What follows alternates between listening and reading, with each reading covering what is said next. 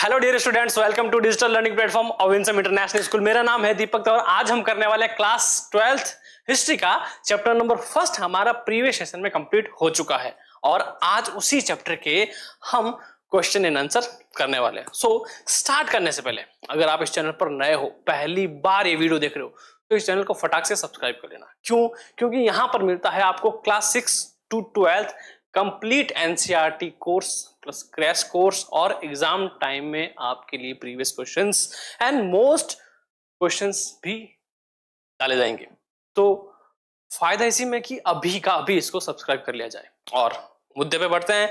हमारा चैप्टर का नाम है brick beads and bones the Harappa civilisation.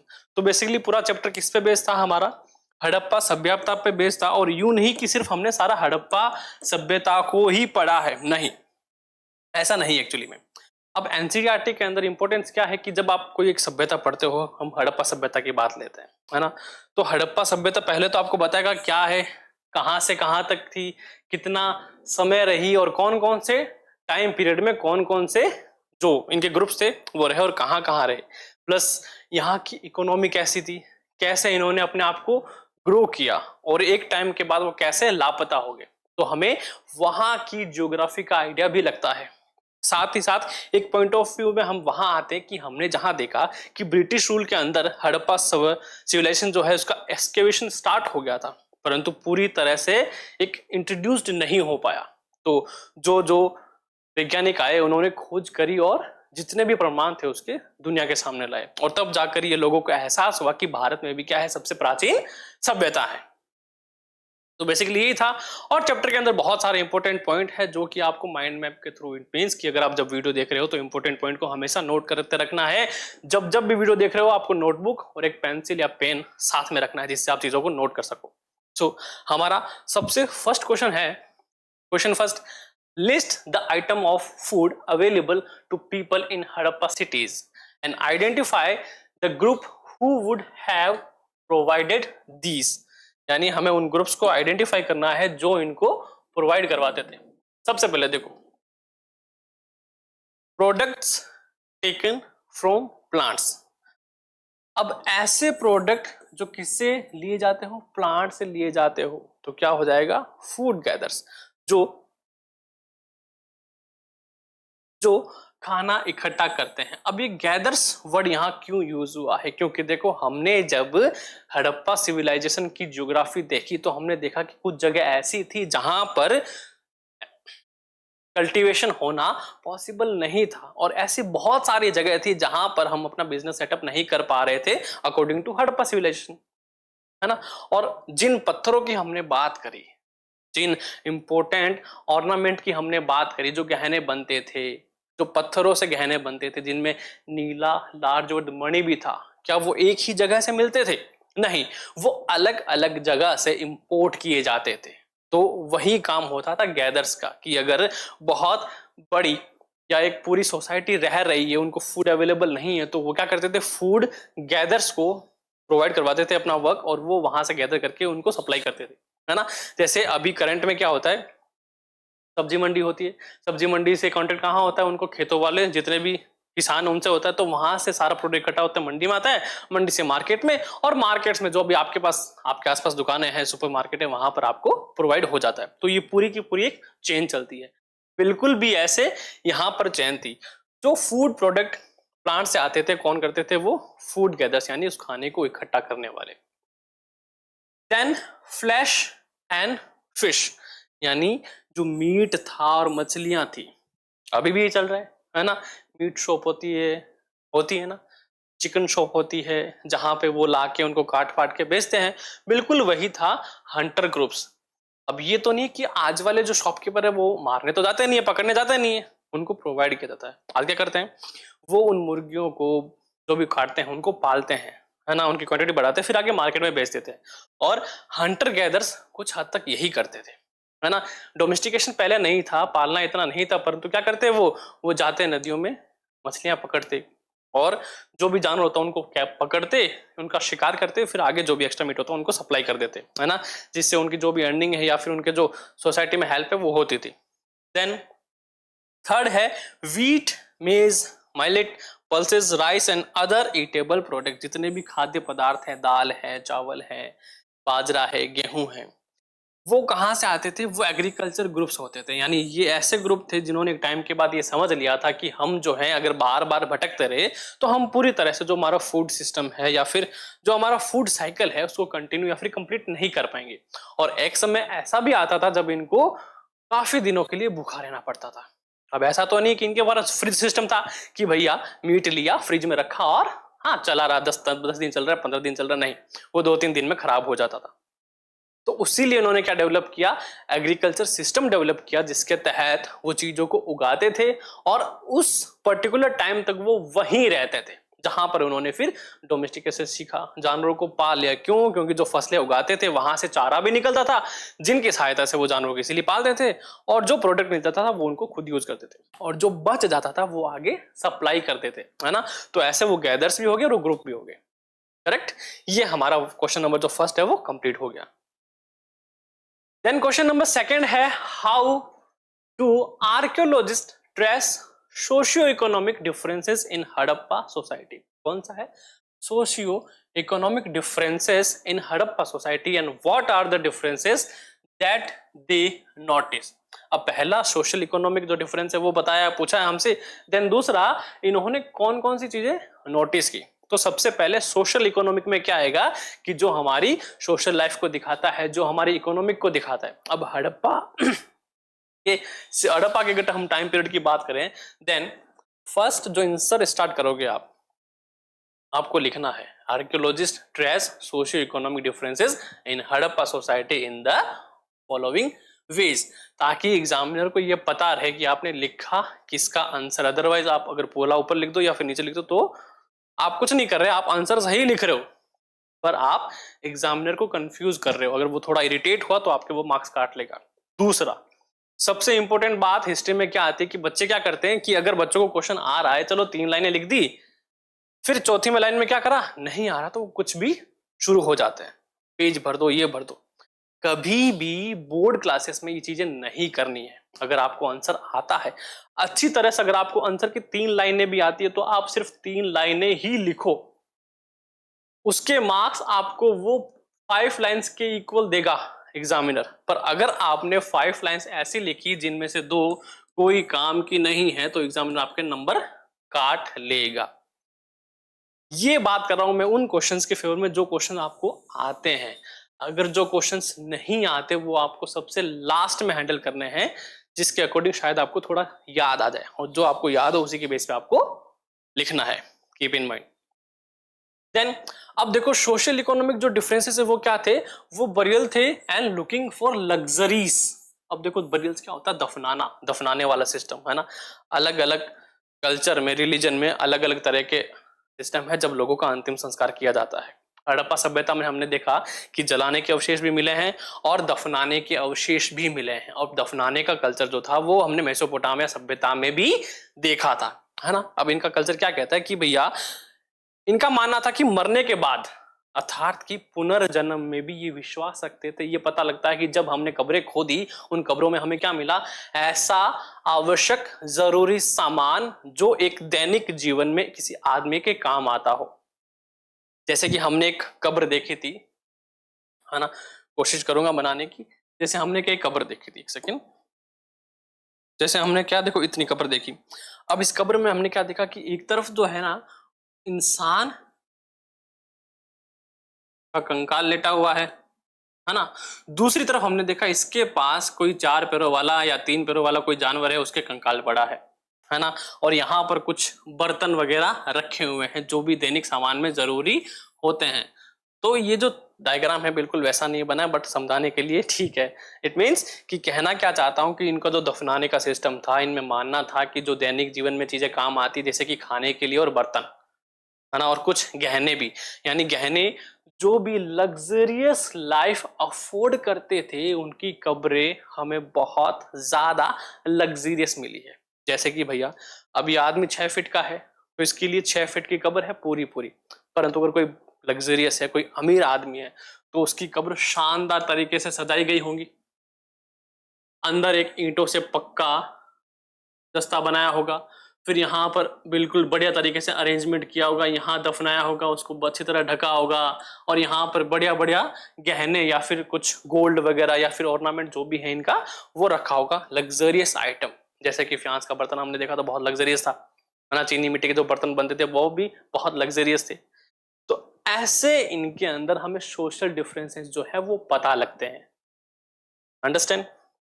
ये दो सिंपली चीजें तो वहां की सोशल और इकोनॉमिक चीजों को दिखाती है। सोशल की बात करें तो बरियल की बात करें, और अगर इकोनॉमिक की बात करें यानी जो उनकी रॉयल्टी को दिखाता है, लग्जरियस लाइफ को दिखाता है, वहां की लग्जरी जो वो अफोर्ड करते थे, वही जिनके पास धन संपत्ति अपार थी।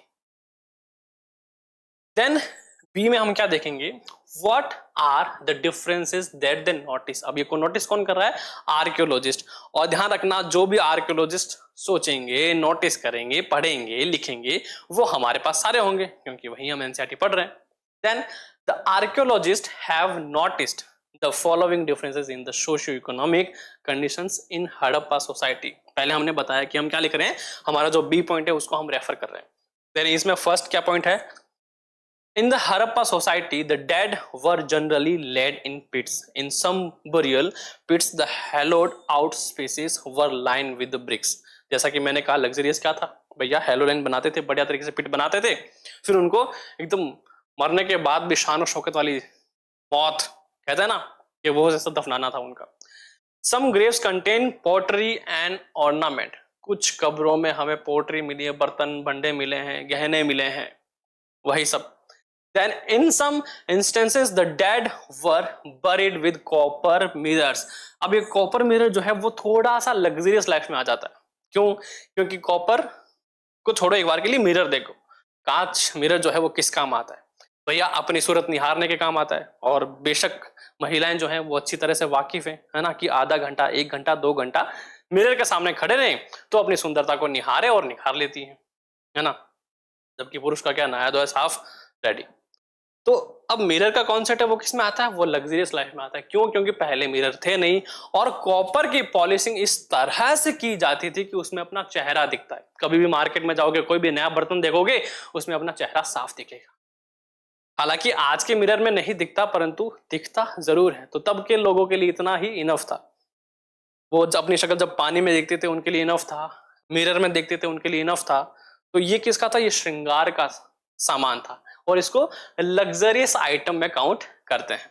देन ये 3 पॉइंट्स इसके अंदर, ये 2 पॉइंट्स इसके अंदर, ये 2 पॉइंट इसके अंदर, और ये 3 पॉइंट इसके अंदर। Then next, artefact are divided into 2 category. अब जो भी हमने इसके अंदर आर्टिफैक्ट मिले हैं, कब्रों के अंदर मिले हैं, लग्जरियस आइटम मिले हैं, नॉन लग्जरियस मिले हैं, उनको 2 पार्ट में डिवाइड किया गया है। जैसे कि utilitarian and luxurious. So the utilitarian object are of daily use, जो कि हम दैनिक जीवन के अंदर यूज करते हैं। These are made of ordinary material such as stone, clay, and these are found in all settlement. जैसा कि मैंने कहा था कि भाई जितनी भी कब्रें हैं, जो भी एक मध्यम वर्गीय परिवार था, उन परिवारों की हर कब्र में सामान्य दैनिक जीवन की जो वस्तु हैं, जो दैनिक जीवन में काम आती है, वो हमें मिली है।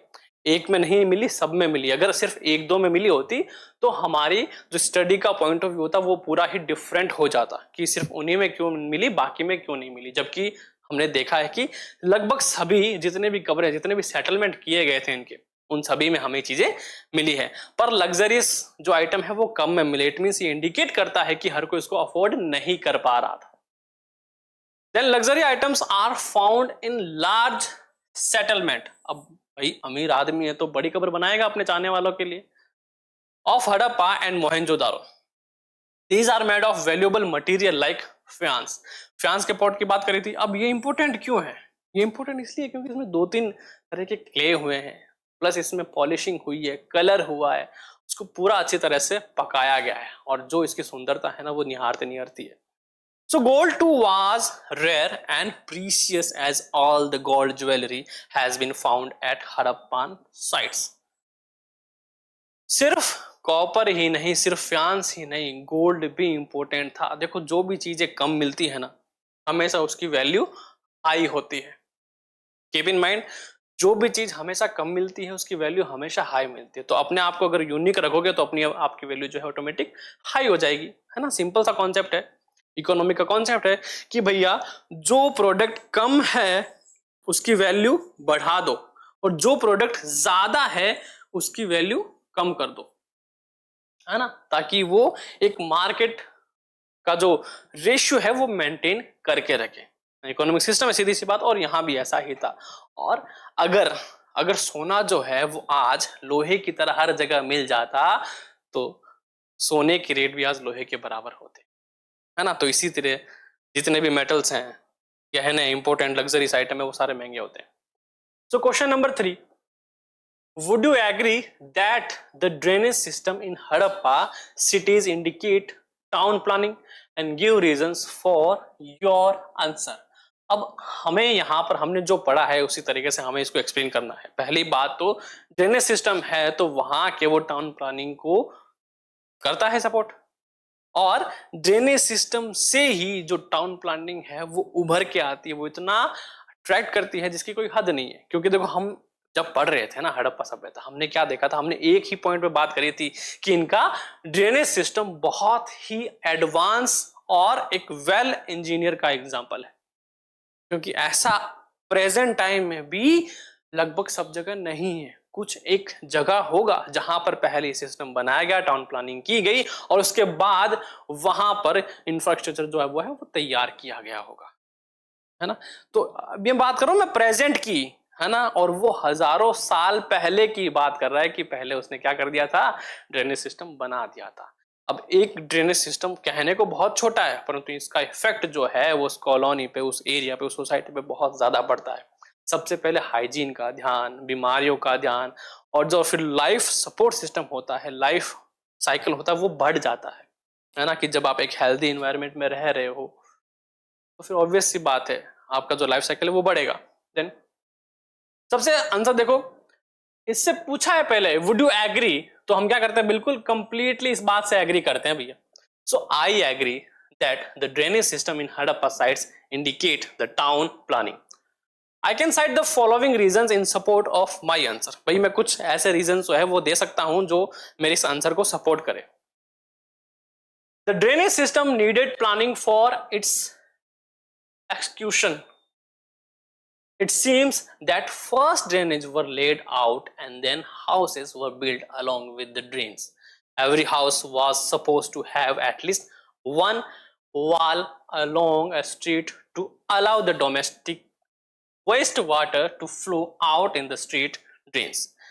The plans of the lower town show that roads and streets were laid out along an approximate grid pattern intersecting at a right angle. अब राइट एंगल सबको पता है बेटा, 90 डिग्री की बात कर रहे हैं। तो सिंपल सी बात ये कि जब हम इसका जो एक मैप बना हुआ है, डायग्राम जो है इसका जब हम देखते हैं, हमें पता लगता है भाई सीधी सी बात है, इन्होंने ग्रिड प्लानिंग सिस्टम यूज किया है जिसके अकॉर्डिंग क्या होता है, हर लाइन जो है अपने एक को इंटरसेक्ट करती है। क्या करती है, इंटरसेक्ट करती है। कितने इंटरसेक्ट, कितने, तो राइट एंगल 90 डिग्री कोण पे काटती है। तो पहले ड्रेनेज सिस्टम बनाया गया, उसके बाद क्या होता था, हर एक घर की दीवार, जो बाहर की दीवार है, जैसे कि मैं आपको बताऊं, जैसे देखो ये कोई घर बना हुआ है ना, और ये घर की बाउंड्री है। तो कहता है कि घर की एक दीवार जो बाहर की वॉल है वो उस ड्रेनेज सिस्टम से क्या करती थी, उसके अलोंग थी, उसके साथ में थी। क्यों थी, ताकि इस घर का जो वेस्ट वाटर है वो इस नाली के जरिए इस ड्रेनेज सिस्टम में क्या हो जाए, चला जाए। करेक्ट। इट मीन्स कि अगर यहाँ पे जो घर होगा वो इस जगह पर अगर हो तो भी कोई दिक्कत नहीं, क्योंकि वो ड्रेनेज सिस्टम से जुड़ा हुआ है। उसके पास दोनों ऑप्शन है, इस वाली रोड पे भी ड्रेनेज सिस्टम है और इस वाली पर भी है। तो अगर अब हाउसेज नंबर अगर हम बढ़ा दें तो भी कोई दिक्कत नहीं है, ड्रेनेज सिस्टम जो है वो पर्टिकुलर एंड परफेक्ट रहेगा, है ना। तो हाइजीन प्रॉपर मेंटेन रह रहा है, इसीलिए कह रहा है ये कि every house was suppose to have at least one wall along a street to allow the domestic waste water to flow out in the street drains. and the plans of the lower town shows that road and street were laid out along an approximate grid system or grid pattern intersecting at a right angle. बस it means ये proof करता है कि पहले line अर्थात drainage system बनाया गया, उसके बाद ही मकान बने. Then next, it appears that human settlement was made by planning from the beginning. The city was restricted to a fixed area on the platforms. अब मजे की बात, जब हमने मोहनजोदारो का प्लेटफॉर्म देखा ना, तो प्लेटफॉर्म पहले बनाया गया है, उसके बाद उस नगर को पूरे बसाया गया. इट मीन्स कि जमीन से कुछ ऊंचाई पर. अब उसका रीजन चाहे जो रहा हो, परंतु ये इस बात को फिक्स करता है कि इन्होंने प्लानिंग जो थी वो पहले से ही कर रखी थी. बिना प्लानिंग के काम होना सपोज पॉसिबल है क्या? बिना प्लानिंग का काम हुआ पता लग जाता है ना. कहीं भी कुछ बना दिया, कहीं भी कुछ बना दिया, कहीं भी कुछ बना दिया. अगर काम पूरा प्लानिंग से हुआ है तो उसका जब आप मैप देखते हो, उसका जब डायग्राम देखते हो, उसका ब्लूप्रिंट जब देखते हो, पता लग जाता है. तो यही बात बिल्कुल यहीं पर कह रहा है कि इन्होंने प्लानिंग पहले से कर रखी थी और सिटी जो थी वो रेस्ट्रिक्टेड थी. किसके लिए? फिक्स्ड एरिया, यानी एक फिक्स्ड एरिया में ही प्लेटफॉर्म बनाया गया था और उसी के ऊपर आपको क्या बनाना है? ये पूरा जो बिल्डिंग्स है वो बनानी है. Bricks sun-dried or baked were of standard ratio. The length and breadth of bricks were of 4 times and twice the height respectively. These bricks were used at all the settlement of the Harappa civilizations. Bricks were 4 times and twice the height respectively. मतलब बड़ी ईंटें होती थी आज के मुकाबले, और ईंटें यहाँ दोनों तरह की ईंटें ब्रिक्स मिली. इट मीन्स कि सन ड्राइड भी मिली है और बेक्ड भी मिली है. मतलब कि सन ड्राइड ऐसी ईंटों को जिनको सिर्फ धूप में सुखाया गया, और दूसरी जिनको आग में पकाया गया. तो मोस्ट ऑफ द जो अच्छी बिल्डिंग्स थे, जो रॉयल बिल्डिंग्स बने, उनमें बेक्ड जो ब्रिक्स है वो यूज किए गए होंगे. देन जो नॉर्मल है, मिडिल क्लास है, वहां पर सन ड्राइड जो ब्रिक्स है वो यूज किए गए होंगे, है ना. पर यूज की अलग अलग है, परंतु उनका जो स्टैंडर्ड रेशियो था वो सभी ब्रिक्स का इक्वल था. कोई भी ईंट जो है वो छोटी बड़ी नहीं थी. ये सबसे हिट करने वाली बात है कि उनके पास ऐसा एक मेजरमेंट सिस्टम जरूर रहा होगा जिससे उन्होंने ये पूरा काम किया, है कि नहीं, है ना. क्योंकि वहां जब हमने देखा कि इतना बड़ा जब प्लेटफॉर्म बना है, इट मीन्स एक दो आदमी तो नहीं थे, है ना. लगभग अराउंड 1000 पीपल जो हैं वहां लोग काम कर रहे होंगे, और इतने लोगों को ऑर्डर देना और सेम तरह एक ही तरह से एक ही चेन में काम करवाना थोड़ा सा डिफिकल्ट होता है. परंतु हुआ है ऐसा हमारे सामने, उसके एविडेंस है. तो हम इस चीज से बिल्कुल भी नकार नहीं सकते कि वहां की लीडरशिप स्ट्रांग नहीं थी, वहां का जो प्लानिंग सिस्टम था वो स्ट्रांग नहीं था. वो बेशक था और आज के मुकाबले कहीं ज्यादा एडवांस था. Correct, got it. Then question number 4 हमारे पास है, list the material used to make beads in the Harappa civilisation. Describe the process by which any one kind of bead was made. List the material used to make beads. हमें उस list के बारे में बताना है जिससे बीड अर्थात मोती जो है वो बनाए जाते थे इन द हड़प्पा सिविलाइजेशन.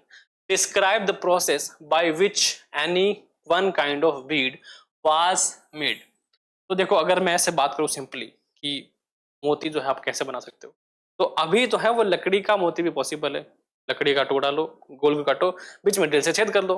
तो अभी के टाइम में तो इजी है क्योंकि हमारे पास इंस्ट्रूमेंट है, मशीन्स हैं और प्रोफेशनल से काम करने वाले. और उस टाइम में जब हम बात करें तो वहां चीजें थोड़ी सी प्रोफेशनल तो थे, तभी तो बनना था अच्छा कुछ, है ना. इंस्ट्रूमेंट भी थे उनके पास, मशीनरी नहीं थी, तो सारा काम हैंडमेड होता था. जैसे हमें देखो, ये हमारे पास ए टूल एंड बीड्स, ये हमारे पास एक मोतियों की पूरी माला बनी हुई है कि नहीं. हमने देखी होगी अक्सर साधु बाबा के गले में एक मोतियों की माला, मतलब हर कोई दिख जाता है ऐसे, है ना. तुलसी माला, रुद्राक्ष माला, काले मोती की माला, सफेद मोती की माला, है ना. गहनों में भी मोतिया दिखते हैं, बहुत सारे पील्स होते हैं, है ना. तो वही है, और ये एक तरह का टूल है जो उनको बनाने में, उनको फर्निश करने में यूज किया जाता था. Then materials for making beads included beautiful red colored stone. Carnelian, jasper, crystal, quartz, and statite. Beside these, use of copper, bronze, gold, shell, fans, terracotta, and burnt clay was also used. Process of making beads. The making of beads differed as per the material used. जैसे कि अगर हम quartz की बात करें, status की बात करें, तो ये थोड़े हार्ड पत्थर होते हैं, और क्ले की बात करें तो वो सॉफ्ट है। तो हार्ड पत्थर के लिए हमें क्या टूल चाहिए होगा भैया? थोड़ा स्ट्रॉन्ग चाहिए होगा। क्ले के लिए हमें हल्का फुल्का टूल ही काफी है। क्यों? क्योंकि क्ले को अगर फर्निश करोगे तो इजीली हो जाएगा, है ना। चोक जो होती है ना हमारी व्हाइट चोक, बिल्कुल वैसा ही है ना clay. So beads have a variety of shape. They did not make geometrical shapes like those made of harder stones, है ना। वो ज्योमेट्रिकल या फिर वैसी शेप नहीं बनाते थे, वो जस्ट वैरायटी, अलग अलग तरह की शेप्स बनाते थे। मतलब कोई स्क्वायर होगी, स्फेयर होगी, तो ऐसे करके अलग अलग शेप की बनाते थे। यूं नहीं कि बस पूरा ज्योमेट्रिकल शेप बना दिया और वैसा ही सारा रहेगा। किस पर? Those made of harder stones. जो हार्डर स्टोन, जो पत्थर मजबूत होते थे, उनको थोड़ा रिफर्निश करना या फिर एक शेप देना थोड़ा सा हार्ड होता था। अगर आपने थोड़ा सा फोर्स दिया तो पूरा टूट जाएगा। जैसे कि रेड कलर स्टोन, नीला लाल जो मणि था, उसकी वैल्यू बहुत ज्यादा होती थी, गोल्ड के इक्वल होती थी।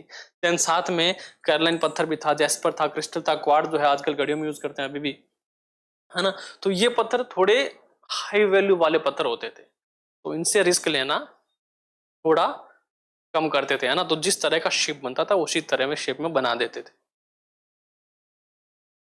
And nodules were to be chipped for making rough shapes. They were finally flaked into the final form. Rough shape बना के उसको final form में करते थे by firing the yellowish raw material, the red color of chameleon, carnelian, carnelian पत्थरों का chameleon नहीं होगा, carnelian was obtained. Grinding, polishing, and drilling constituted the last phase, and Chundado, Lothal, Dholavira were famous for specialized drilling. अब drilling के लिए अर्थात कि उन पत्थरों के अंदर ड्रिल करना, वो भी छोटी बात नहीं, क्योंकि ड्रिल मशीन तो है नहीं कि बस उठाया 0.0 का लगाया और ड्रिल कर दिया, है ना। इतना आसान नहीं था। तो इसके लिए स्पेशलाइज्ड जो जगह थी वो बता रहा हूँ, वो चुंदड़ो है, लोथल है, धोलावीरा, जिसके बारे में हमने पढ़ा था कि यहाँ पर मटेरियल जो है वो इकट्ठा होके रिफर्निश होके फिर वहां पर सप्लाई होता था जहां लोगों को चाहिए। देन अब ये बात भी ध्यान रखना कि जो येलोइश पत्थर था रॉ मटेरियल, उसको रेड कलर कार्निनियन, उससे निकाला जाता था क्या? बाय फायरिंग, उसको जलाकर, है ना। ओके, देन ये कंप्लीट हुआ। अब हमारा नेक्स्ट क्वेश्चन है question number 5। Look at the figure, look at a figure and describe what you see. क्या दिख रहा है हमें? हमें दिख रहा है एक स्केलेटन है, ठीक है। भाई साहब बड़ी मस्त मुद्रा में सो रहे हैं, और यहाँ पर कुछ टेबल जैसा है, तो बर्तन रखे हुए हैं, और ये मृद भांड हैं, और इनके पास कोई गहना मुझे दिख नहीं रहा फिलहाल के लिए, परंतु हाँ बंदे की हाइट 6-7 फीट है, मतलब कि गबरू जवान होगा शायद ये अपनी उम्र का, और इसके अलावा बस कुछ बर्तन वगैरह है। सो देखा, how is the body placed? Body एकदम बढ़िया तरीके से प्लेस की गई, बस गर्दन थोड़ी सी मुड़ी हुई है। क्यों? क्योंकि ऊपर जगह कम थी, है ना। क्योंकि यहाँ पर बर्तन है, नहीं होता तो भाई साहब सीधी गर्दन ऐसे होती है, यहाँ ऐसे टक कर दे। देखो हम क्या कर रहे हैं, सॉरी भाई साहब बुरा लगे तो। What are the object placed near it? Are there any artifact on the body, or do these indicate the sex of the skeleton? हाँ, अब ये इंपॉर्टेंट है कि do these indicate the sex of the skeleton? क्या पता लग रहा है क्या ये भाई महिला है या पुरुष है? स्केलेटन से पता नहीं लग रहा। और यहाँ पर जितने आर्टिफैक्ट रखे गए हैं वो सिर्फ दैनिक यूज के लिए हैं। अगर यहाँ पर कॉपर मिरर होता, गहना होता, गले का मंगलसूत्र होता, चूड़ी होती, पाजेब होती, बिछुड़ी होती, है ना, तो मैं बता देता कि हाँ ये महिला का ही स्केलेटन है। परंतु ऐसा तो नहीं है, तो इस कंडीशन पे बता पाना कि ये महिला है या पुरुष असंभव हो जाता है, अर्थात इम्पॉसिबल हो जाता है। So the following observations can be obtained after looking at the figure. So observation क्या क्या है हमारी, हमें बताना पड़ेगा।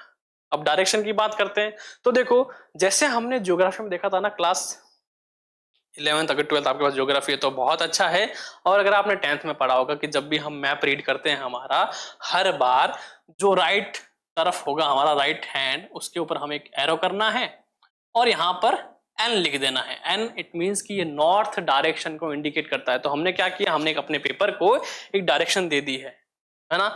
बाई चांस डायरेक्शन याद नहीं रहे तो उसके वजह से बात कर रहा हूं, क्योंकि हमें लिखनी है the body has been keeped in north south direction in a pit, east west north south. North south direction में इसको पिट किया गया है, नॉर्थ साउथ पिट किया गया है direction in the pit and many graves contain pottery and ornament which include jar. Many graves contain मतलब बहुत सारी जो कब्रें हैं उनमें पॉटरी है, ऑर्नामेंट है, व्हिच इंक्लूड जार, जो जार को इंक्लूड करती है। Yes jewellery like bangles are there on the body. अच्छा इस पर है पर फोटो में नहीं दिख रहा। ओके तो देखो यहाँ ये कह रहा है कि इनके पास क्या है, ज्वेलरी है। तो भैया इन्होंने बोला है कि यहाँ पर क्या है, बैंगल्स हैं, चूड़ियां हैं।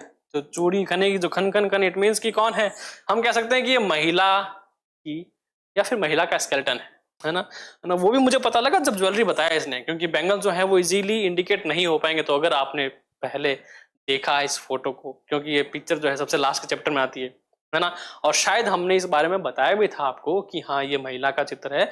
और अगर दोबारा क्वेश्चन को भूल जाए तो इस बात को आप कीप इन माइंड, ध्यान में रखें हमेशा कि हाँ इस स्केलेटन पे बैंगल्स हैं। हालांकि आपको दिखेंगे नहीं बिल्कुल भी, क्योंकि फोटो इनका पूरा डीएसएलआर में है और 4K क्वालिटी में, तो बिल्कुल पॉसिबल ही नहीं दिखना।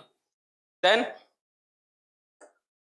Yes this indicate the sex of the skeleton. अब देखो जैसे ही हमें पता लगा कि वहां पर क्या है, बैंगल्स हैं, चूड़ियां हैं, तो बस इंडिकेट कर दिया कि उसका सेक्स क्या होगा भाई, वो वुमन थी, है ना।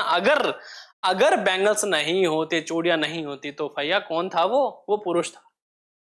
बस it is concluded that there were great social or economic differences among the people living within the area of the Harappa civilization. But as a whole, it appears that the Harappans did not believe in burying precious things with the dead. अब देखो दो तरीके से पता लगती है कि हड़प्पा वासी दफनाते तो थे, जो लग्जरियस जो अमीर किस्म के लोग थे दफनाते, परंतु ऑल ओवर जो हड़प्पा सोशल जो सोसाइटी थी, ग्रुप था, वो इस बात पे बिलीव नहीं करता था कि दफनाने ही चाहिए। एक तो शो ऑफ होता है ना, कि हमारे पास ये है, मर्सिडीज है, फरारी है, थार है, फलाना है, ढिमकाना है। एक तो वो है कि हाँ है तो तब दे रहे हैं, और जबकि ऐसा कोई रूल नहीं है कि आपके पास होनी ही चाहिए, नहीं है तो भी काम चल जाएगा। तो यहाँ पर ऐसा था कि भैया ऐसा कोई जरूरी नियम कायदा हमारे बनाने नहीं किया किताब के अंदर, रूल बुक के अंदर, कि हमें ऐसा करना ही पड़ेगा, ना शास्त्रों में हमारे लिखा हुआ है। बस हम तो ये है कि अगर है किसी के पास तो वो दिखाने के लिए कर देता है, बाकी जरूरी नहीं है ऐसा। डन। तो हमने इस वाले क्वेश्चन में दो चीजें देखी कि पहली बात आपको ध्यान रखना कि जब भी इसका स्केलेटन आए, ये फोटो बिल्कुल ऐसी ही आएगी, रंगीन, नहीं तो ब्लैक एंड व्हाइट आएगी, जहां पर ऊपर बर्तन अगर देखें आपको समझ जाना ये महिला का चित्र है ना, क्योंकि इसके हाथों में बैंगल्स भी पहनाए हुए हैं, जो कि फोटो में आपको नहीं दिखता है, पर आपको पढ़ना पड़ेगा।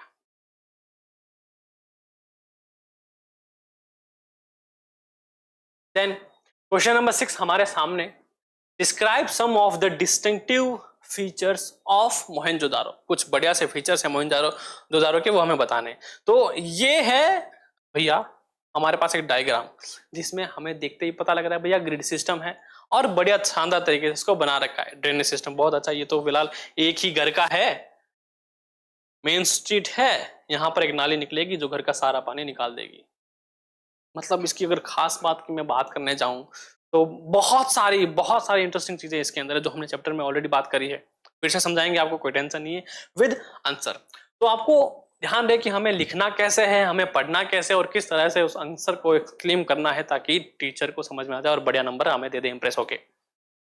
सो पहला पॉइंट क्या है, प्लान सिटी, जो बढ़िया प्लान किया गया है।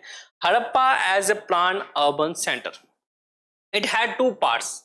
One part of the city was small, एक पार्ट जो छोटा था, and it was built on a higher place, यानी इस पर एक प्लेटफॉर्म था, उस प्लेटफॉर्म के ऊपर इसको बनाया गया था। किसको, छोटे वाले हिस्से को, जहां पर कहते हैं कि राजा महाराजा या फिर तो इंपॉर्टेंट सिटाडेल था। दूसरा था नगर का एक निचला हिस्सा, जो एरिया में बहुत बड़ा था, है ना, परंतु वो एक जमीन के ऊपर ही नॉर्मल सरफेस पे बना हुआ था। The second part was comparatively large. It was built on a lower place.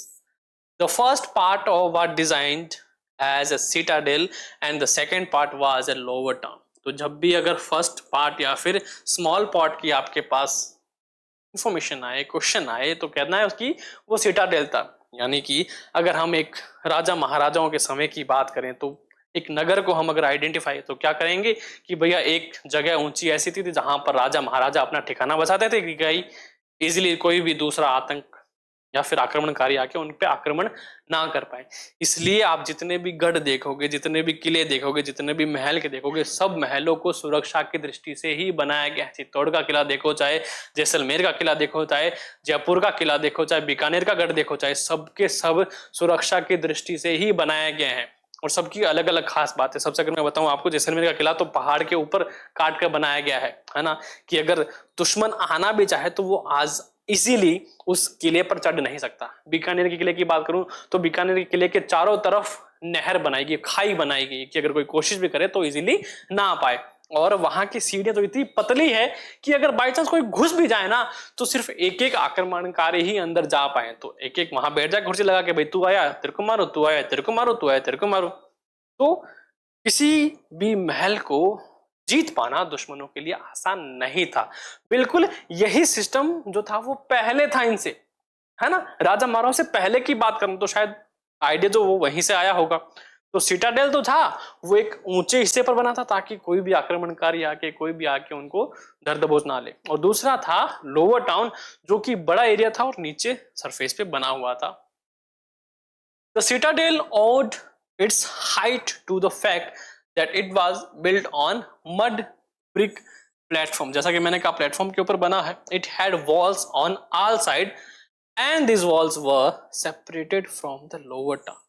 जितनी भी दीवारें थी वो लोअर टाउन से सेपरेट थी, अलग थी, ताकि कोई वहां से सीधा ना घुस जाए, है ना। और इतना डिस्टेंस था कि अगर कोई आना भी चाहे तो सिंगल पतंगा, मकोड़ा, कोई पक्षी उड़ता हुआ दिख जाए हमें कि हाँ भैया राजा साहब महल की तरफ कोई प्रस्थान कर रहा है, तो उसका क्या किया जाए वो उनके समय की बात। देन हमने क्या पढ़ा, हमने पहले पढ़ा भैया इनका प्लानिंग सिस्टम कैसा था, जिसमें था भैया सिटाडेल था, दूसरा लोअर टाउन था। नेक्स्ट पॉइंट है lower town. It was also a walled town. Most of the building were built on platform. जितनी ज्यादातर बिल्डिंग थी वो प्लेटफॉर्म पे बनी थी, छोटे मोटे। And this platform were considered as foundation stones. Foundation जो पत्थर होते हैं ना बड़े बड़े, उन पत्थरों के ऊपर इनको बनाया गया था। फाउंडेशन याद रखना ब्रिक्स का नहीं था, बड़े पत्थरों का था। सो it required huge quantity of labor force to build this platform। settlement was first planned and then implement as per the building plan। पहले settlement बनाया गया था कि उनका बेस बनाया गया तो उसके ऊपर उनको बसाया गया। और सिटाडेल और लोअर टाउन में अगर फाउंडेशन की बात करो तो सिटाडेल का फाउंडेशन ऊंचा था, लोअर टाउन का नीचे था, क्योंकि इसके नाम से ही पता लग रहा है लोअर टाउन, इट मींस कि निचला हिस्सा।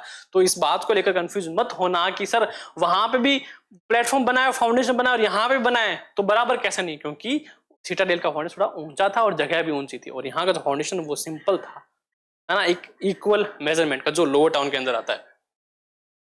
So quality of sun-dried bricks or baked brick also prove the concept of planning। कि उनका कॉन्सेप्ट प्लानिंग का बताता है। दोनों तरह की ईंटें थी फिर भी मजबूती बराबर, और किस तरीके से इस्तेमाल की गई वो तो वही जाने। So all the bricks were of standard ratio। The length and width was 4 times and twice the height of the bricks respectively। These bricks were used in the settlement of the Harappa civilization। और यही जो पूरा ratio यानी मोहनजोदाड़ो में हमने देखा, हड़प्पा सभ्यता civilisation में देखा हमने, तो ब्रिक का जो एक साइज था वो रेशियो वो सभी का इक्वल ही था, स्टैंडर्ड साइज का ही यूज कर रहे थे। ओके, नेक्स्ट है ड्रेनेज सिस्टम। अब ये जो ड्रेनेज सिस्टम है ना हड़प्पा सिविलाइजेशन का, वो डायरेक्ट दिल पे लगता है, क्योंकि इतना शानदार कॉन्सेप्ट है ना कि मन करता है कि जब भी मैं मेरा घर बनवाऊं ना तो ड्रेनेज सिस्टम की प्लानिंग पहले करूं। क्योंकि आज भी जब लोग बनाते हैं, घर बनाते हैं, तो बहुत कम मैंने देखा है कि ड्रेनेज सिस्टम को पहले प्लान कर लेते हैं। वो इन्होंने कि बना दिया, सेट कर दिया, बस हाँ जो भी कोने वहां से नाली निकाल दो। तो अगर कैसा हो कि पहले आपने ड्रेनेज सिस्टम प्लान किया है जो पूरा अंडरग्राउंड है, आपको कहीं भी नहीं दिख रहे पाइप उसके, और फिर आपने घर बनाया है, कितना शानदार लगेगा। हालांकि आज ऐसी टेक्नोलॉजी है कि आप उसको वापस कर सकते हो वैसा, बट एक कहने की बात है कि अगर आपने पहले ही प्लान कर रखा है तो कितना इंफ्रास्ट्रक्चर बढ़िया हो जाएगा आपका, है कि नहीं, एफर्ट बचेगा. So the drainage system was well planned. All the roads and streets were laid out on a grid pattern. They intersected one another at the right angle. It seems that streets featuring drains were laid out first and houses were built thereafter along with them. To make the flow of domestic water, every house had at least one wall along the street. अब यूं तो है कि भैया जब एक street जो है वहां पर आप ड्रेनेज सिस्टम नाली बनाओगे तो फ्लो जो है वो कंटिन्यू रहना चाहिए. इट मीन्स कि ऐसा नहीं कि यहाँ गए वहां से जमीन ऊपर पानी वापस आ रहा है ना. तो सोचो उन्होंने जो भी ड्रेनेज सिस्टम बनाया होगा ना, ड्रेनेज सिस्टम जो भी बनाया होगा ना वो भी पैटर्न में बनाया होगा. क्या बनाया होगा? वो भी एक पैटर्न में बनाया होगा जिससे वाटर का फ्लो जो है वो कंटिन्यू चलता रहे और एक जगह ना रुके. करेक्ट. दूसरा, उन्होंने हर एक पैटर्न पर यानी हर एक डिस्टेंस पर उन्होंने एक बॉक्सेस बना रखे थे जो उन ड्रेनेज सिस्टम का ढक्कन खोल देते हैं. जैसे हम देखते हैं ना भाई सीवरेज लाइन में जो भी आने देते हैं उनमें एक ढक्कन होता है ऊपर, बिल्कुल वैसा ही ढक्कन बना रखा. कल को अगर यहाँ कोई ब्लॉकेज आ जाए, कोई सामान फंस जाए, कुछ भी एक्स्ट्रा हो जाए इनका, तो इजीली उसको साफ कर सके. और जहां भी ढक्कन होता था वहां भी कुछ ऐसे टाइप्स के बने होते थे जहां पर जो पानी है वो इकट्ठा होके सूख जाए और कचरा यहां पर हो जाए जिसको उठा के बाहर फेंका जा सके. तो ये अच्छा सोर्स था उस लैंड को पूरा कल्टीवेटेड रखने का, क्योंकि सारा पानी बाहर चला गया तो जो लैंड वाटर है ना, वो पूरा खत्म हो जाता. तो पता नहीं ये क्या सोच रहे थे, बट इनका जो टेक्नोलॉजी थी वो बहुत ज्यादा एडवांस थी, है ना, कि अगर आप उसके रिजल्ट निकालने जाओ, उनके थॉट्स निकालने जाओ, तो आप कितनी अपार सीमा तक पहुंच जाओगे इसका अंदाजा नहीं लगाया जा सकता, है ना. जैसे मैंने अभी बताया कि इनका सिस्टम ऐसा था कि वो चाहते थे कि जो सॉइल वाटर, जो जमीन का नीचे का हिस्सा पानी है ना, वो भी खत्म ना हो, वो भी चलता रहे, जिससे वहां की प्लांटिंग जो है, एग्रीकल्चर सिस्टम जो है, या फिर जो वहां नेचर है, ग्रीनरी रहे. Then the citadel. There were many buildings in the citadel. These buildings were used for many special public purpose. The warehouse and the great bath were the two most important construction. और जब भी Citadel की बात आती है तो हमें दो चीजें बताई जाती है. पहली, उसके अंदर वेयर हाउस बना है. वेयर हाउस जहां पर भी सामान को, या फिर एक स्टोर रूम कह दो, छोटा छोटा नहीं, बहुत बड़ा, है ना, बहुत बड़ा स्पेस का एक वेयर हाउस बना था जहां पर शायद वो पूरे नगर का जो भी सामान है, खाने का, पीने का, एक्सवाइजेड इनका वो वहां रखते होंगे. दूसरा था ग्रेट बाथ, यानी इनके जो बाथरूम था, एक पूल बोलूंगा ना, बाथरूम नहीं बोलूंगा मैं पूल बोलूंगा. इनका जो पूल था ना भाई साहब, क्या रॉयल पूल था, बहुत ज्यादा बड़ा था और चारों हिस्सों से खुलता था. और उनमें सीढ़ियों का सिस्टम ऐसा था कि कहीं पे भी आप घुसोगे, है ना, तो पहला 1 बाय स्टेप था हर तरह से, है ना, तो डूबने का खतरा बहुत कम हो जाता था. और कहा जाता है कि वो जो है वो पब्लिक पर्पस के लिए या फिर कोई स्पेशल ओकेजन होता था तब वो वहां पर यूज करते थे. जैसे होता है ना भाई, हरिद्वार स्नान कर लिया, गंगा स्नान कर लिया, कोलैत स्नान कर लिया, वैसे कुछ ओकेजनली वो उन चीजों को, जगह को यूज करते थे. सो ये दो मोस्ट इंपोर्टेंट कंस्ट्रक्शन है सीटाडेल के अंदर की हम अगर बात करें. Correct. Question number 7. List the raw material required for craft production in the Harappa civilization and discuss how these might have been obtained. So, list the raw material required for craft production. अब craft production के अंदर जो भी raw material है उसको हमें बताना है. Sorry. Then, in the Harappa civilization and discuss how these might have been obtained. और हमें आपस में, आप और हम मिलकर थोड़ा डिस्कस करेंगे कि कैसे इनको ऑब्टेन किया जाता था, है ना, इकट्ठा किया कह दो, गैदर किया कह दो, या फिर जमीन से निकाला कह दो, जो भी कहा जा सके. सो पहले हम बात करेंगे लिस्ट की. Number 1, the raw material required for craft production in the Harappa civilisation was as given below. बिल्कुल ऐसे ही आपको पॉइंट बना के लिखना, क्योंकि ये हिस्ट्री है, दूसरा सब्जेक्ट नहीं. So stones like carnelian, carnelian नहीं है, carnelian है, Karnelian, carnelian, jasper, crystal, quartz and steatite. Then metals like copper, bronze, gold and shell, faience and terracotta और बर्न्ट क्ले। तो हमें याद क्या रखना है, एक carnelian, jasper, crystal, quartz, steatite, ये सारे पत्थर हैं, नॉर्मली सॉफ्ट रॉक जो होते हैं। देन मेटल्स आते हैं हार्ड में, कॉपर है, ब्रोंज है, गोल्ड है। कॉपर है, ब्रोंज है, गोल्ड है। यहां पर आयरन की बात अभी तक नहीं करी, ध्यान रखना। देन शेल है, फ्रांस, सैंड, टेराकोटा और बर्न्ट क्ले, जला हुआ क्ले या फिर पकाया हुआ क्ले। करेक्ट। ये तो थे उन सामानों की लिस्ट जिससे वो क्राफ्ट प्रोडक्शन करते थे। अब ये सारा कहां से आता था, वो हम कहते हैं कि द अबव रॉ मटेरियल, यानी जो ऊपर का रॉ मटेरियल है, might have been obtain as mentioned below, यहां से आता होगा। जैसे कि the stabilised settlements such as Nageshwar, keep in mind Nageshwar and Balakota in areas where shell was available.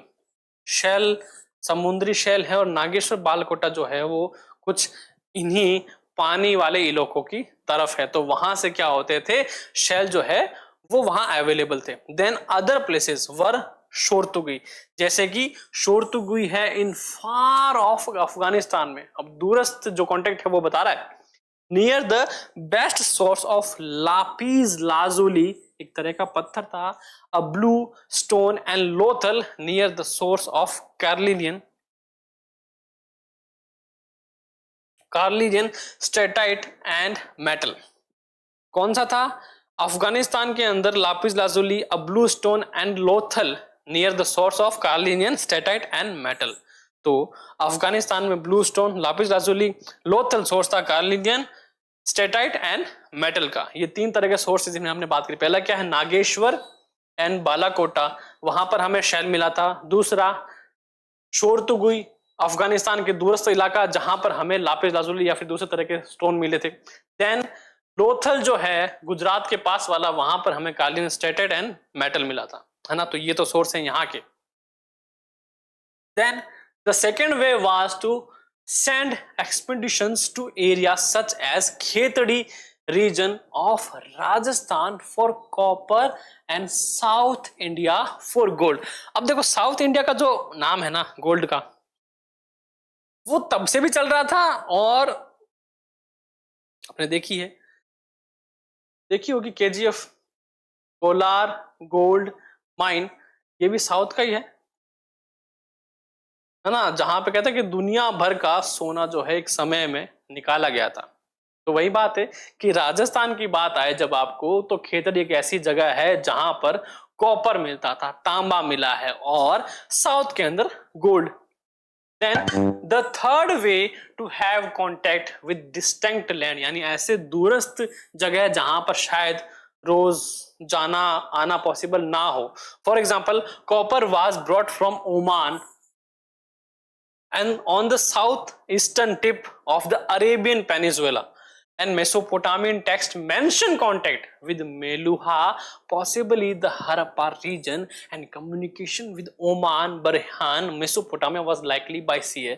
sea के अकॉर्डिंग दूरस्थ स्थानों से इनका कॉन्टेक्ट था, जिनका एविडेंस कहाँ मिला है, जिनका evidence mention with Meluha, possibly with Harappa. क्योंकि मेसोपोटामिया के अंदर हमने पढ़ा था, शायद देखा भी हमने, कि मेसोपोटामिया सभ्यता के अंदर टेक्स्ट जो है वो बहुत ज्यादा मिले हैं, और इतने ज्यादा मिले हैं कि जो अमेरिका रीजन और वहां के जो रीजन के लोग हैं वो इस टेक्स्ट को पढ़ने में एक टाइम में बहुत ज्यादा क्रेजी हुए थे कि हाँ शायद इनमें हमारी सभ्यताओं का भी जिक्र हो। तो जब इन टेक्स्ट को पूरा खंगाला गया, तो यूं तो है कि सभ्यता के बारे में बहुत सारी चीजें पता लगी, पर वो जो उम्मीद कर रहे थे वो नहीं मिला, है ना। और इन्हीं टेक्स्ट के अंदर बहुत सारा एविडेंस है, जिनमें से एक है कि भैया contact with Meluha, possibly the Harappa का रीजन रहा होगा मेलुहा, जिनका किसके साथ कॉन्टेक्ट था, ओमान के साथ था, बरहेन के साथ था, मेसोपोटामिया वाज लाइकली बाय सी, है ना। इन तीनों कॉन्टेक्ट सी के थ्रू रहा था। क्वेश्चन नंबर 8 है, discuss how archaeologist reconstruct the past. सबसे इंपॉर्टेंट बट थोड़ा सा जिन पे ध्यान कम जाए, कि हमने सब देखा, एक क्वेश्चन दिमाग में आता भी होगा स्टार्टिंग में कि यार ये जो आर्कियोलॉजिस्ट है वो कैसे कर रहे हैं, इसके बारे में हमने चैप्टर में भी बात करी थी। तो अगर आपको अच्छे से समझना है तो look out the part of the chapters, है ना, जो ऑलरेडी अपलोडेड है, आपको प्लेलिस्ट मिल जाएंगे। आपको क्या करना है, कुछ नहीं करना, बहुत सिंपल सा तरीका बताता हूं क्या करना है। देखो ये हमारा YouTube है,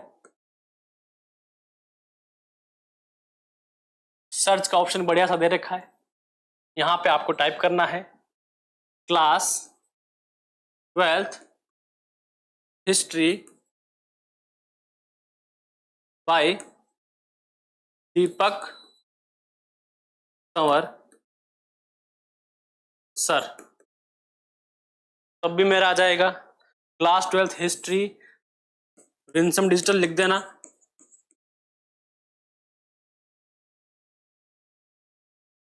तब भी आ जाएगा।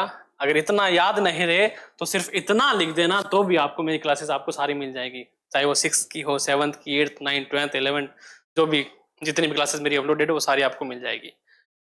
मिलने के बाद क्या करना है कि पूरी की पूरी प्लेलिस्ट को अपने फोन में सेव का जो बटन आएगा उस पर क्लिक कर लेना है, तो आपको ढूंढने की जरूरत नहीं पड़ेगी, आपको सारी की सारी प्लेलिस्ट आप ही के यूट्यूब के एक फोल्डर में मिल जाएगी। पढ़ो और पढ़ाओ।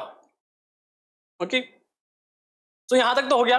देन हमें डिस्कस करना है कि भैया ये जो आर्कियोलॉजिस्ट हैं वो इस पास्ट को, इनके पास्ट को कैसे रिकंस्ट्रक्ट करते थे। So archaeologist excavate the site of the ancient past related to culture और civilisation and they find out the art and craft such as seal, material, remains of houses, building, pots, ornament, tools, coins, weight measurements, toys, etc. अब ये सब चीजें ढूंढने के बाद इनकी करते थे कार्बन टेस्टिंग। अब कार्बन टेस्टिंग से क्या होता है कि वहां से पता लगता है कि ये चीजें कितनी पुरानी है, और उन पुरानी की चीजों के अकॉर्डिंग इनमें बहुत सारे टेस्ट किए जाते हैं, जो आर्कियोलॉजिस्ट हैं, जो जियो साइंटिस्ट हैं, वही सब करते हैं। Then skulls, bones, jaws, teeth of the dead bodies and material kept with these dead bodies are also helpful for archaeologists. With the help of botanists and zoologists, archaeologists study the plant and animal bones found at different places. अब देखो जो botanist है वो पौधों का, zoologist जो है वो जानवरों का, है ना।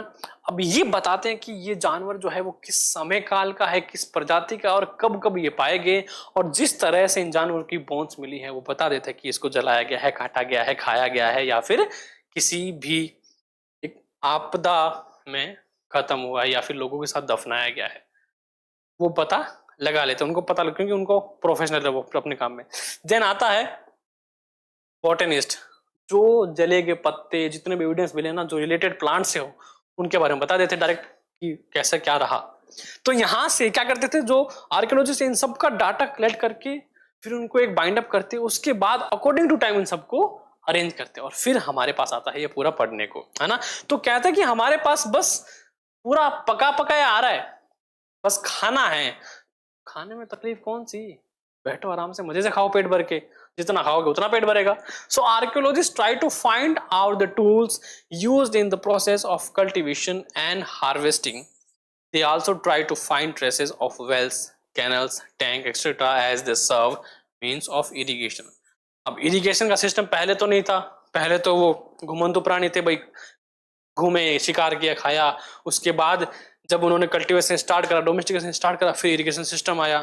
तो जब ये चीजें आती हैं तो हम क्या करते हैं कि जैसे मेरे पास दो एविडेंस मिले कि पहले क्या था, पहले जानवर जो था वो गुफा में रहते थे, फिर उन्होंने घर बना लिए।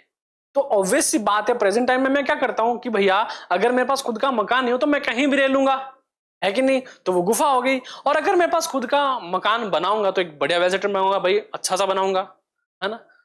पता लगा ना भैया, पहले गुफा में रहते थे, उसके बाद उन्होंने मकान बनाया अपने लिए, क्योंकि जो वहां का इंफ्रास्ट्रक्चर है वो बता रहा है, उसका रहने का तरीका बता रहा है, उनकी सोशल लाइफ ही बता रही है। तो ऐसे करके आज के 7 चीजों को जोड़कर उन चीजों को क्लैरिफिकेशन निकाल लेते थे। So different layers of sight are observed to find out different things. Like these things give the picture of socio-economic conditions such as religious life and the culture life of the people, or layers of the sites. अब इसमें क्या आता है, देखो जब हमने देखा ना हड़प्पा सभ्यता में, हमने देखा भाई प्री हड़प्पा थी, पोस्ट हड़प्पा थी और एक मिडाइवल हड़प्पा और थी। तो वो क्या है कि जैसे जमीन है, उस जमीन के लेयर के नीचे जितना भी है वो पता लगता है, जैसे कि यहां पर है। अब इस लेयर में जितने भी जंतु दबे हुए हैं ना, तो वो क्या इन सबसे पुराने हैं, क्योंकि टाइम के अकॉर्डिंग तूफान, आपदा, बाढ़ वाढ़ जो भी होती है उसके बाद ये लेयर बनने स्टार्ट होती है।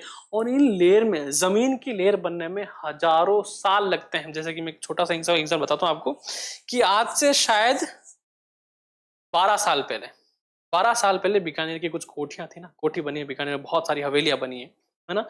तो वो जैसे ये हवेली बनी है, ये और ये जमीन है, तो जमीन से इतनी ऊपर ये हवेली होती थी, है ना, इतना ऊपर ये आती थी, मेन रोड आती थी। ठीक है, ये हवेली यहां पर बनी हुई, इतनी ऊपर बनी हुई है, इस फाउंडेशन के ऊपर बनी हुई है। फिर अकॉर्डिंग टू टाइम क्या हुआ, ये रोड जो थी वो बढ़ती ऊपर आती गई, आती गई, आती गई, आती गई, आती गई, आती गई। अब क्या है, चीजें क्या है, अब रोड तो ऊपर है, पर हम जैसे घर में घुसते तो हमें सीढ़ियां उतरनी पड़ती है, ना कि चढ़नी पड़ती है। तो क्या हुआ, वो अकॉर्डिंग टू टाइम जो यहाँ जमीन है उसका लेयर ऊपर होता गया, रोडे बनती गई, फिर लेयर बनती गई, रोडे बनती गई, फिर लेयर बनती गई। आज कंडीशन ऐसी है कि जितनी भी पुरानी हवेलियां हैं वो अगर आप घर में घुसोगे तो आप ऊपर नहीं चढ़ोगे सीढ़ियां, आप नीचे की तरफ उतरोगे। इसका बेस्ट एग्जांपल मेरा खुद का स्कूल है, जहां मैं पहले पढ़ता था।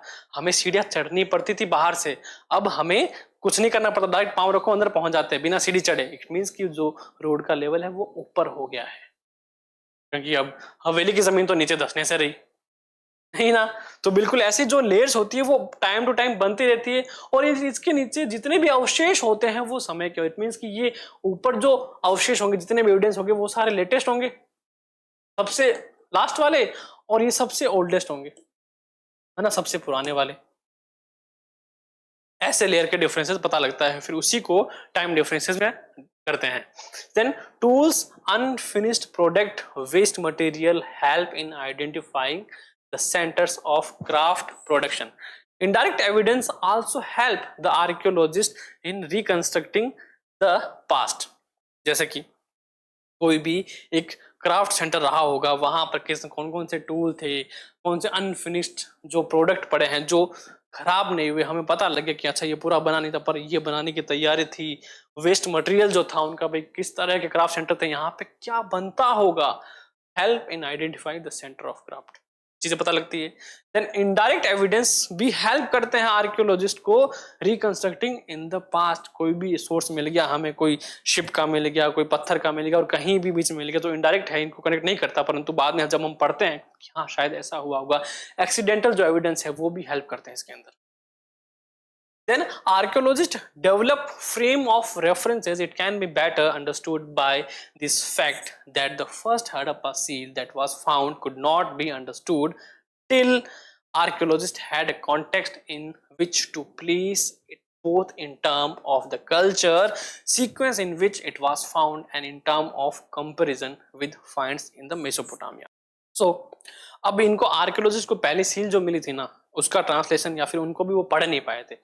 तो पढ़ा कब गया, जब उन्होंने उससे जुड़ी हुई जितनी भी चीजें थी उनसे कंपेयर किया, उनके जो फाइंड थे मिले, और उस सील का कॉन्टेक्स्ट, जिस कॉन्टेक्स्ट में उसको यूज किया गया होगा वहां से कनेक्ट किया, तब पता लगा अच्छा इस सील को as a business symbol use किया जाता था, as a trust symbol use किया जाता था, और इस सील के जरिए ही सामानों को यहाँ से वहां भेजा जाता था। इट मीन्स ये सिंबल एक आइडेंटिफिकेशन था किसी भी मर्चेंट का या फिर किसी भी सेलर का, कह सकते हो, है ना। तो वहां पे जाके पता लगा कि ये चीज सील जो है वो ये मैटर करती हैं। Then examination of seal help in constructing the concept of religious belief of the period. जैसे कि हमने सील देखी, उसके अंदर क्या है, बैल का है, और एक जैसे कि पशुपतिनाथ की मुद्रा में बैठे हैं, चारों तरफ जानवर हैं जो महादेव की एक भूमिका दर्शाते हैं। तो कौन सा है, रिलीजियस टेक्स्ट है कि भैया ये लोग जो है उनकी पूजा करते होंगे, है ना, उनको ऊंचा मानते होंगे। साथ ही साथ देखो सूरज, पानी और ये प्रकृति, इन सब की भी पूजा करते थे, क्योंकि इनके एविडेंस हमें मिले। Then seals depict religious sense. Some animals such as one home animal often called the unicorn. One horn animal. One horn animal often called the unicorn depict on the seals that appear mythical composite creatures. In some seals, a figure has been shown sitting cross legs in a yogic posture. All these represent the religious concept of the period. अब देखो इससे क्या पता लगता है कि बस उस पीरियड के अंदर कौन सा रिलीजियस कॉन्सेप्ट रहा होगा, उससे हमें थोड़ा सा अंदाजा मिलता है। साथ ही साथ हमने एक मेसोपोटामिया पार्ट भी देखा है जिसके अंदर क्या होते थे कि भैया जितने भी प्रकृति होती थी पहले उनकी पूजा की जाती थी, उनसे कुछ भी आहार या फिर कुछ भी सामान लेने से पहले, है ना, वो सूरज को श्रेष्ठ यानी सन को श्रेष्ठ मानते थे, अपर एक गॉड मानते थे, अभी भी मानते हैं, मून को गॉड मानते थे, है ना, बारिश को गॉड मानते थे, और वाटर को गॉड मानते ही हैं, एंड लैंड को, सबको गॉड मानते थे, है ना। उसके एविडेंस अलग अलग चीजों पे हमें मिल जाएंगे। और साथ ही साथ देखा योगिक पोस्चर में एक बंदा था जैसे महादेव की बिल्कुल पूरी प्रकृति मिलती कि हाँ बिल्कुल वैसे ही थे। साथ ही साथ हमने देखा कि भाई यूनिकॉर्न जो था यानी जिसको वन हॉर्न एनिमल कहते हैं, और वन हॉर्न एनिमल जो भी बच्चे हैं, छोटे बच्चे, उनको यूनिकॉर्न, उनका वो ड्रीम पता नहीं उनको क्या देता, घोड़ा ऐसा जिसके पंख लगे हैं, वो एक हॉर्न हो जो उड़ता है ना, पिंक कलर का, बहुत क्यूट लगता है, वैसा ही कुछ। तो यहाँ उन सील पे भी हमें मिला है। तो आज का जो हमारा सेशन है वो आज हम यहीं कंप्लीट करते हैं। इससे आगे भी कुछ क्वेश्चंस हैं वो हम करेंगे नेक्स्ट वाले सेशन में। तो आज के सेशन के लिए बहुत बहुत थैंक यू। आई होप कि आपने पूरा देखा होगा। हाँ, जो भी क्वेश्चन है, आपके डाउट है और सजेशन है, उसके लिए हमारा कमेंट सेक्शन है जो 24/7 आपके लिए ओपन है। हेल्पलाइन ही समझो आपकी, है ना। अगर अलग से आपको कोई पर्टिकुलर वीडियो चाहिए, कोई टॉपिक पे चाहिए, तो कमेंट मारो और कमेंट में हमें बताओ कि हमें क्या चीजें और चाहिए, तो हम I will try to provide you. So आज के लिए बस इतना ही, फिर मिलेंगे नेक्स्ट सेशन में। तब तक के लिए stay tune on Winsome digital learning platform. जय हिंद, जय भारत।